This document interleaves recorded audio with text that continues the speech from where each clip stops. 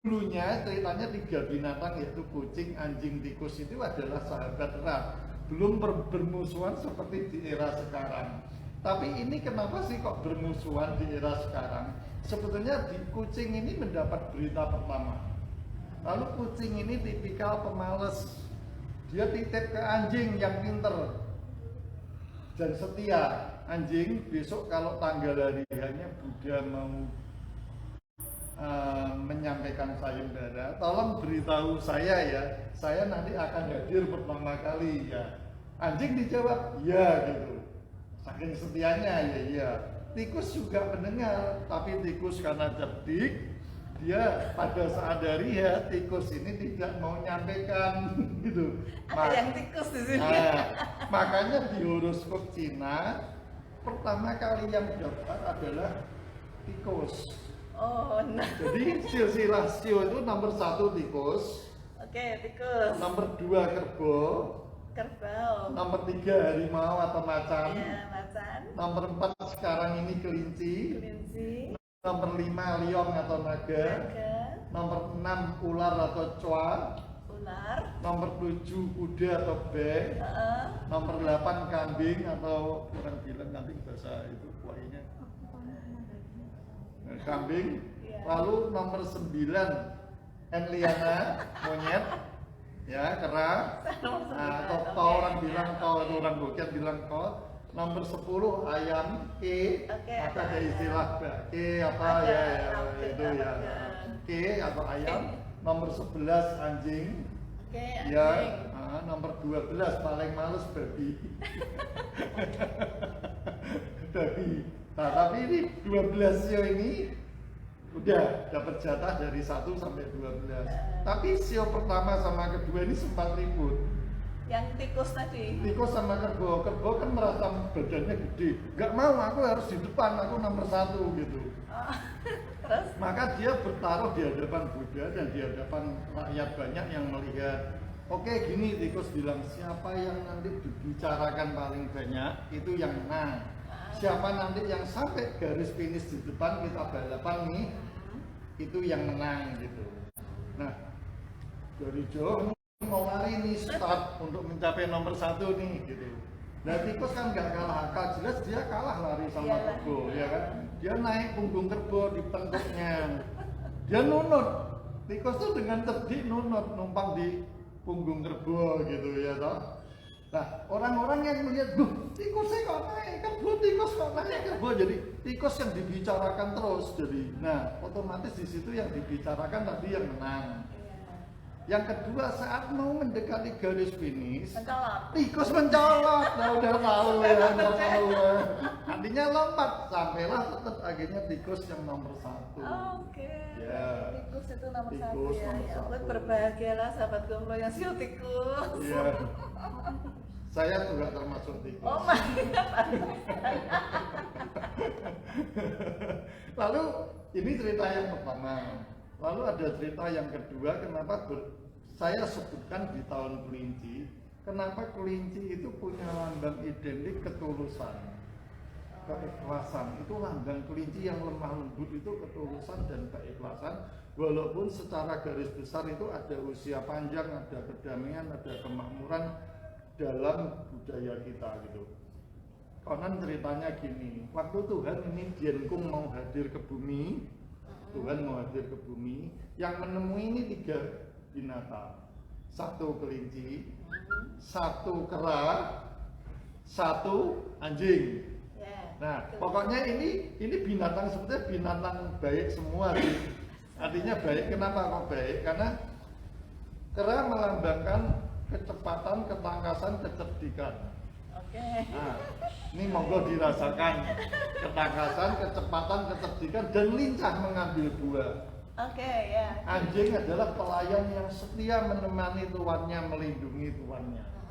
Tetapi pada di saat dia pamit kepada Tuhan, kera akan bilang, karena kamu datang, aku nggak punya persembahan yang dihidangkan, maka aku akan ke kebun dulu, ke pohon, memetik buah. Sebetulnya ya setia, ya baik. Itu kera ya. Kera baik kan, mau nyari, karena dia keahliannya memang di Mencolot ambil buah gitu. Nah si anjing dia bilang, Tuhan saya setia tunggu, saya mungkin mau mengambil jubah atau apa supaya Tuhan mendapatkan pakaian gitu ya, semua setia gitu. Kelinci bingung, tetapi dengan refleks dia mengatakan, dia Tuhan terimalah persembahan dagingku, langsung dia masuk lompat ke api bara yang tadi untuk menghangatkan suasana. Dia membakarkan dirinya masuk ke api unggun tadi, api bara tadi, untuk supaya dipakai disantap oleh Tuhan. Ya, dalam bahasa Bukian Tientung saya sering mengatakan itu. Akhirnya Tuhan merasa sedih, merasa iba. Tiga-tiganya baik, tetapi paling tulus kelinci. Maka setiap bulan purnama, lihat aja setiap bulan purnama itu ada simbol kelinci di atas. Oh ya? Iya, coba nanti kan ada bayangan kelinci di atas. Dia dipersembahkan, didudukkan dengan Dewi Bulan. Nama Dewi Bulan adalah Deing Nio. Jadi kalau Buliana ke kelenteng Gondomangan, Dewi Bulan itu ada di sebelah kanan. Dewi sebelah kiri Dewa Matahari Deyang Singkun. Ingat ya, sebelah kiri Dewa, kita menghadap ini, dia sebelah kiri Deyang Singkun, sebelah kanan Deing Nio Dewi Rembulan, Dewi perempuan. Nah, di situ pasti ada menjangan, di situ pasti ada kelinci. Lukisannya gitu. Karena menjangan adalah simbol panjang usia dan untuk menolak segala macam bahaya dan keleneh atau santet. Itu. Nah, kelincinya simbol ketulusan. Ketulusan, maka dia suci, seperti suci didampingkan kepada Dewi Rembulan yang suci, namanya Deing Nio atau Deing Pusat. Berarti kita nih, untung ya ini kan tahun kelinci nih. Iya, makanya saya harus cerita kelinci juga. Iya, justru saya pengen tahu kelincinya. Kemudian kelincinya nggak cuma sembarang kelinci loh, iya. Kelincinya kelinci air, ya. Terus plus poinnya apa nih? Kok kelinci air? Sebetulnya di dalam mitologi Cina masing-masing itu tidak ada yang berlebihan ya. Itu kan hanya simbolik saja. Nah, selain 12 sio, kita punya namanya 5 elemen atau 5 unsur. 5 elemen atau 5 unsur ini ada kaitannya dengan yang namanya kehidupan di bumi. Nah, 5 elemen atau 5 unsur ini saya sebut satu persatu ya. Salah satunya nanti air. Nah, air ini nanti itu air ya. Ya, beruntunglah yang berusaha di bidang air atau ya, moga-moga meningkat omsetnya. Ya, air ini ya toh, itu nanti kalahnya sama apa sih? Sama yang namanya tanah. Tapi ini bukan kita kalah menang, karena ini unsur saling mempengaruhi. Jadi air itu nanti kalau kena tanah dia meresap habis kalah. Tanah akan menghasilkan apa? Kayu. Kayu akan kalah jadi api. Maka unsur keempat api, unsur kelima api menghasilkan logam. Logam akan kalah menjadi mencair menjadi air lagi. Itulah siklus 5 elemen yang ada di Tao Te Ching. Ya, yang sempat dibahas, kenapa sih orang kelahiran kelinci air seperti ini gitu. Oh, maksudnya seperti ini. Nah, apa yang harus dijaga? Air kalahnya sama tanah. Maka usahakan harus berhati-hati dalam bidang properti pertanahan gitu. Jangan terlalu berlebihan gitu. Itu yang kalau yang dijaga kan runtutannya bahayanya seperti itu. Oh, bagusnya berarti apa? Nyimpenlah emas logam, karena logam mencairkan jadi air. Oh gitu. Iya, itu siklus. Jadi siklus itu nanti ada kanan kirinya. Oh, kanannya ibaratnya logam mendukung air kalahnya sama tanah. Ini yang kita harus hati-hati. Jadi orang-orang yang dilahirkan di air itu harus waspada, orang-orang yang dilahirkan di tanah juga harus waspada. Masing-masing punya plus minusnya seperti itu. Jadi ini Lengkap ya. lengkap banget. Para sahabat Gomblo di mana lagi loh, kita bisa tahu cerita dari dewa yang disuap dengan kue keranjang atau manisan, ya. Lalu kelinci Lalu di tahun ini tahun kelinci, yang diangkat di bulan. ya kan? Ya, kelincinya ini diangkat di bulan loh. Saya aja baru tahu ini, ternyata kalau setiap kali bulan purnama ya kita buktikan ya, nanti kalau bulan purnama kita lihat ada kelinci nggak ya? Ya, gitu. Kayak bayangan kelinci Ya, itu ya. Oke, nanti kita sama-sama lihat ya. Kemudian kelinci air lagi ya. Ya. Kelinci air di sini kita juga bertambah makmur ya. Kenapa kok di kelinci air ini orang bersuka cita? Apakah karena orang tuh karena ini tuh banyak air, terus apa ya, air itu kan membawa kehidupan, Iya, ya kan? betul, Tapi mengalir. kalau yang saya tahu ya, kita tuh sukses atau enggak itu kan tergantung dari beberapa elemen. Ya, terutama orang tua ya. Kalau kita hormat kepada orang tua, makanya kan kalau orang Tionghoa atau orang Jawa itu kalau di depan orang tua tuh sampai jalannya aja sampai bungkuk-bungkuk gitu ya. Saya kulon Nuwun sewu, kemudian cium tangan ya. Kalau orang Chinese itu sampai Taikwi, ya. taikwi. Itu karena hormat ya. hormat tulus dulu ya. Berarti kalau kita tulus terhadap orang tua, berarti kita udah kayak nyicil kebaikan Yes, ya. satu tabungan. Tabungan ya. Satu tabungan.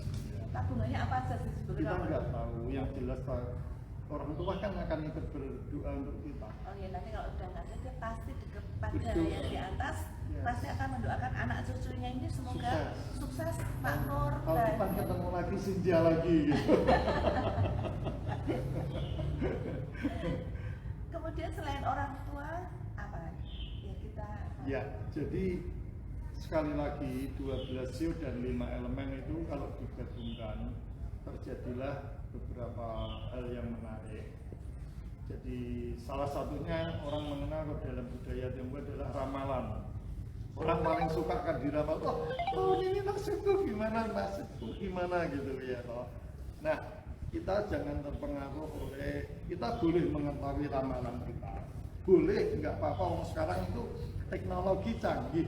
Di Google keluar, oh aku lahir di tahun kera, di tahun kelinci ini bagaimana gitu.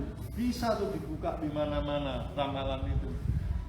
Tapi satu hal yang paling penting di dalam kehidupan ini, setelah kita mengetahui itu, kita jangan konsen di situ baik dan buruknya. Belum tentu baik terus nanti kita bunga atau euforia senang hati.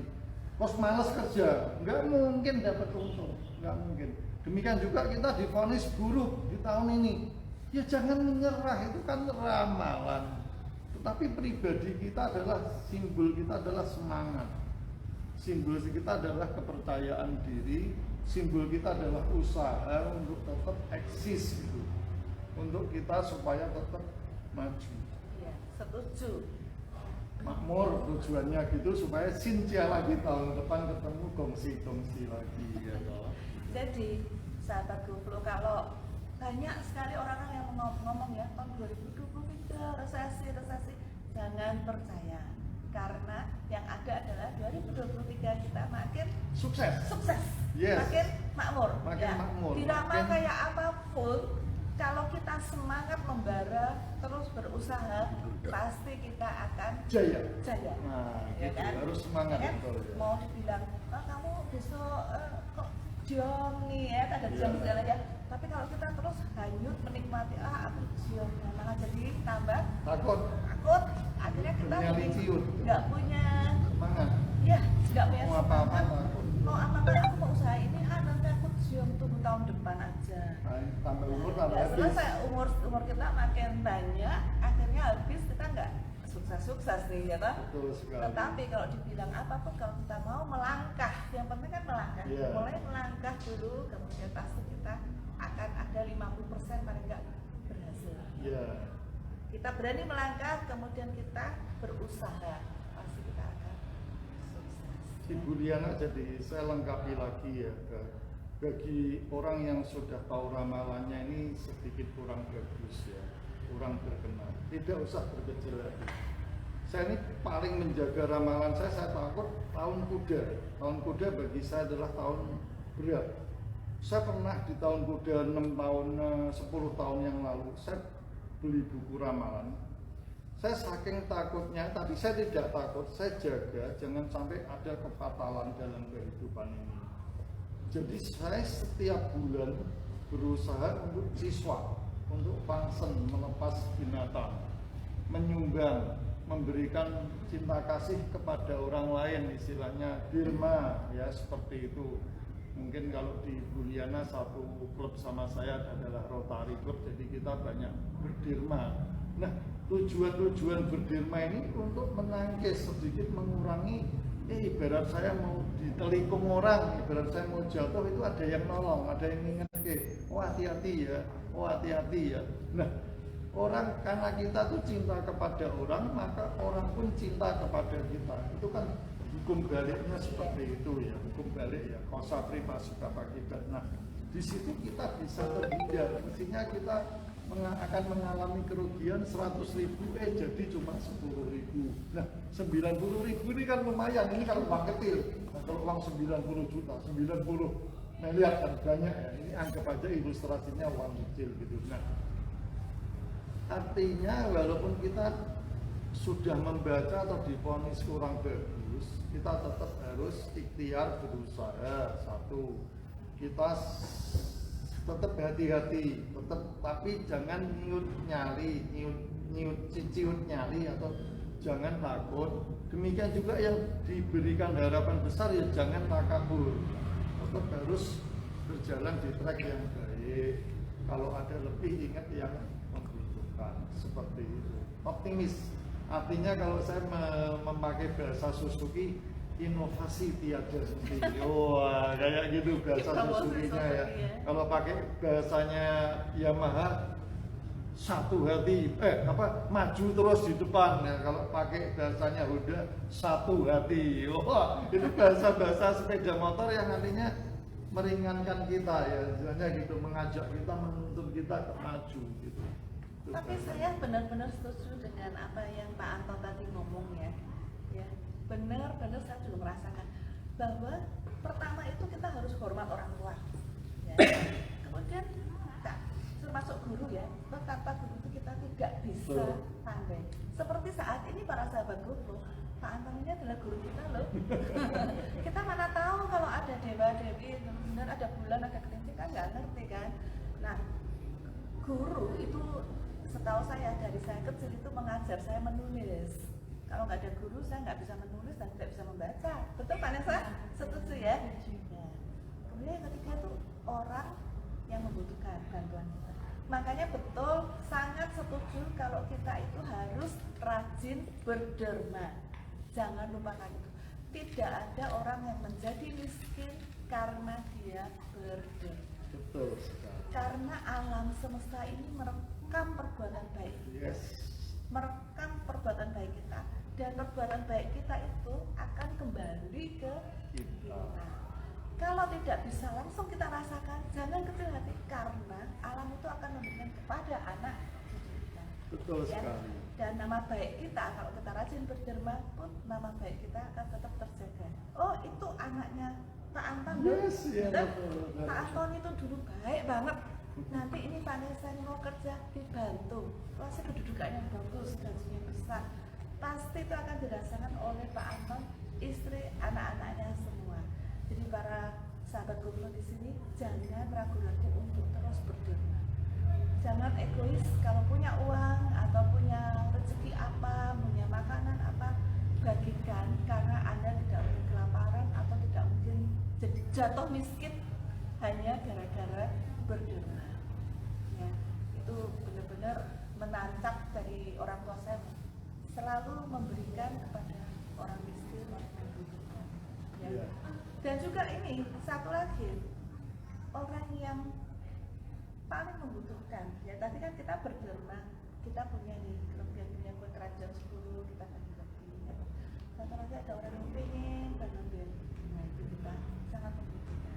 Nah, satu lagi nih Pak Anton, paling angel. Iya, boleh. Boleh. Siapa tahu saya bisa jawab.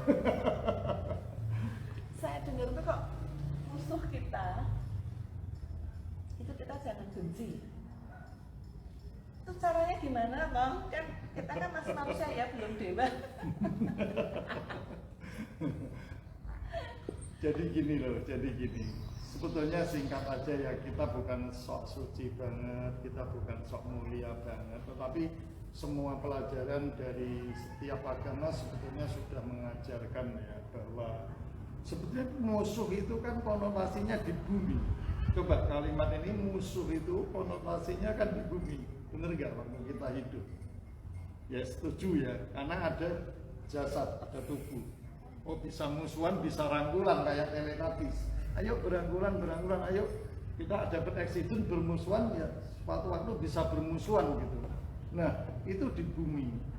Tetapi tariklah kata musuh itu kan tidak semuanya negatif loh. Ada musuh yang memberi pelajaran. Mungkin belum tentu saya ini benar, yang musuhi saya kan mungkin lebih benar kan kita nggak tahu. Ya coba. Maka tidak boleh kita dendam dulu. Kita harus petik dia musuh yang memberi pelajaran supaya saya berbuat lebih baik. Yang salah moga-moga saya disadarkan, disiapkan. Nah ini musuh yang memberi pelajaran. Nah mungkin ada musuh yang kategori lain. Benar salah tiap orang kita tidak tahu. Contoh gini, saya dapat laporan dari Agnes, kok itu jahat gitu, contoh gitu ya. Nah, aku kan nggak tahu dia jahat atau enggak, gitu, bener nggak? Karena aku nggak tahu, nggak kenal, nggak tanya lah, ngapain aku musuhin gitu. Jadi gitu. kita nggak boleh membuat musuh, benar ya? Iya, tidak boleh membuat berbuat musuh. baik kepada siapapun, even itu musuh kita, karena belum tentu dia benar-benar musuh kita. Iya, Kadang-kadang hanya betul. omongan orang aja ya, Betul. yang mau ngobong Hoax kita. juga, Ya, ya, kayak gitu. Jadi kalau dipetik intisarinya, tariklah secara dalam. Kalau pas kita merenung, apakah ada unsur atau makna atau arti dari pertengkaran kita, baik itu dalam keluarga, dalam berdunia usaha atau bertetangga. Apa yang bisa dipetik dari kok kita sampai dapat musuh gitu? Kenapa kita kecewa? Oh tarik ke belakang apa ya? Pelajari supaya kita tahu intisarinya dari permusuhan itu sendiri. Seperti itu. Pak Anton ini bijaksana sekali ya. Saya acungi jempol. Itu sulit tapi tidak ada salahnya kalau kita coba. Mungkin dari para sahabat Gogo ada yang bertanya. Kalau ada yang bertanya akan kita beri hadiah. Kan ini bertambah hadiah, maka banyak bertanya, kita ada tanya hadiahnya. Ada yang pertanyaan nggak? Sambil Agnes? saya minum Oh ya. iya, silakan diminum. Vanessa diminum, saya tapi nggak buka ini.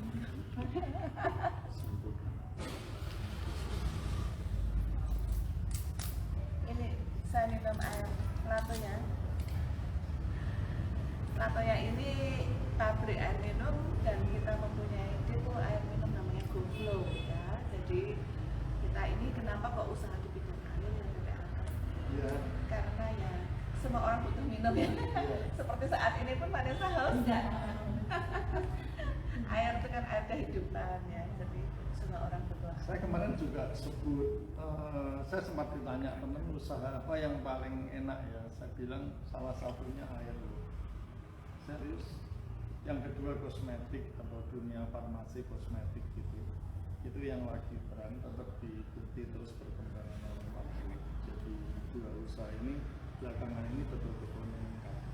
Ya syukur aja, semoga Latoya tetap dengan gogonya tetap lancar, gang besar rezekinya, sukses, juga staf-stafnya rukun semua. Ini ada satu pertanyaan lagi dari Chandra Dewi. Chuan Chiang Hong, Sin Chung Kyong Hee, Diam Hok Diam Siu. Dia kenal nama saya. Terima kasih Sin Chun Kyong Hee, Diam Hok Diam Siu juga. Semoga yang menyebut nama saya ini selalu saya doakan sehat walafiat, ya nantinya usaha atau rezeki usahanya lancar, rezekinya berlimpah ruah, terus bahagia dalam rumah tangga, harmonis selalu. Lalu nggak lupa 1 tahun lagi kita ketemu, bersyukur, berangkulan kembali, bersalaman, kongsi kembali. Ya baik, mungkin ada pertanyaan lagi. Oh, ada lagi, oh ternyata banyak sekali yang tertarik ya. Dari Maria Yaya 77, kirain air kalahnya sama api, ternyata sama tanah ya. Oh iya, api kalah sama air ya. Baik. Terima kasih pertanyaannya Ibu Maria Yaya 77. Jadi api itu kalahnya cuma sama air, jangan dibalik gitu. Kalau air kalahnya sama tanah. Tanah karena dia Iya tadi betul. meresap, iya kan Ya, meresap. air kalah Gitu. sama tanah, tanah Menghasilkan kayu, kalah sama kayu, dia harus produksi kayu, ya kan. jadi ini kayak life cycle, Iya, life cycle semua ya. harus gabungan. Maka saya katakan tidak ada baik dan buruk, tidak ada benar dan salah. Cuma manusia ini harus tahu, oh saya tuh di air, berarti kelemahan saya di mana itu tak udah gitu aja. Kelebihan keberuntungan saya di mana itu yang harus untuk mensupport. Iya. Itu jadi kayak gitu istilahnya. Kita harus tahu tapi kita tidak perlu takut sekali lagi ya. Kita perlu tahu untuk berjaga-jaga, Jaga, tetapi tidak perlu tidak perlu takut. Iya. Dan yang penting tadi para sahabat goblok, pertama hormati kedua orang tuamu, baik itu orang tua kandung, mau mertua atau orang yang lebih tua dari kita, ya. Kemudian jangan lupa untuk berderma, berbagi kepada sesama, ya. Itu yang paling penting. Bu Liana ini berderma ini penting ya. Ini cerita juga ya, konon ya. Saya tuh banyak cerita. Jadi ada seorang pengemis. Ini seorang pengemis ya. Ini kan nggak punya apa-apa. Pengemis nggak punya apa-apa loh. Dia bertanya kepada orang suci mulia yang levelnya sangat tinggi. Sudah pokoknya orang suci yang kita sucikan lah ya. Bagaimana orang suci, saya itu nggak punya apa-apa. Bagaimana saya itu berderma gitu. Pertanyaannya gimana? Nggak punya apa-apa loh. Coba bayangin kalau Bu Liana, Bu Agnes, Vanessa, Albert punya ya. Ditanya, ayo berderma ya, pasti mampu ya berderma. Bayangin pengemis ini tanyanya sulit. Saya itu nggak punya apa-apa. Apa yang mau saya sedekahkan? Nah, coba bayangin. Orang suci bilang begini, memang kamu tidak punya apa-apa. Berderma itu tidak berupa materi atau wujud uang, ya toh. Berderma itu bisa dalam bentuk yang kamu punya adalah 1 senyum. 2 mulutmu bisa diarahkan jika ada orang tanya, oh ini rumahnya siapa? Arahkanlah rumah itu dengan benar supaya dia tidak kesulitan mencari si alamat rumah. Saya mau ke Latoya, orang tanya dari sini, Latoya itu mana sih pabriknya? Nah, hei orang-orang yang maaf nggak punya atau yang tadi fakir miskin tadi, tunjukkanlah oh Latoya itu lewatnya Ngiro Tanggutian, lalu terus ke perempatan kabupaten, belok kanan ke jalan kabupaten, melewati perempatan Ringin, lalu nanti kurang lebih 1 kilo di sebelah kiri. Itulah menunjukkan yang benar. Artinya kita nggak punya materi, tapi mulut kita ini berguna, tangan kita bisa mengarahkan. Berdermalah sesuai yang kita punya dengan benar, tulus, dan yang dikehendaki alam atau yang dikehendaki si penanya. Kamu juga bisa berderma tenaga, tidak harus bentuk materi. Si orang suci menjawab, bisa kok kamu berderma bentuk tenaga. Kalau ada gotong royong, kalau ada bersih-bersih kampung, ini kan tidak materi. Kamu bisa berderma lewat telinga, lewat mata yang kamu punya fisik kamu. Nah ini semua adalah bentuk derma yang tidak berupa materi, tapi pengarahannya tepat. Itu orang suci menjawab seperti itu. Maka dengan kata saya tadi, selama 15 hari ini kita banyak kongsi-kongsi itu juga sebetulnya saling mendoakan, oh kamu kaya, kamu kaya, kamu kaya gitu. nggak salah kan? Nah, Karena alam merekam ya. Iya. Dan Tuhan itu memberikan kita kan seluruh wujud kita ini dengan panca indera kita. Mata itu untuk melihat yang baik-baik saja, Yes. ya. Mulut mengatakan yang baik-baik Indah-indah. saja, indah, ya.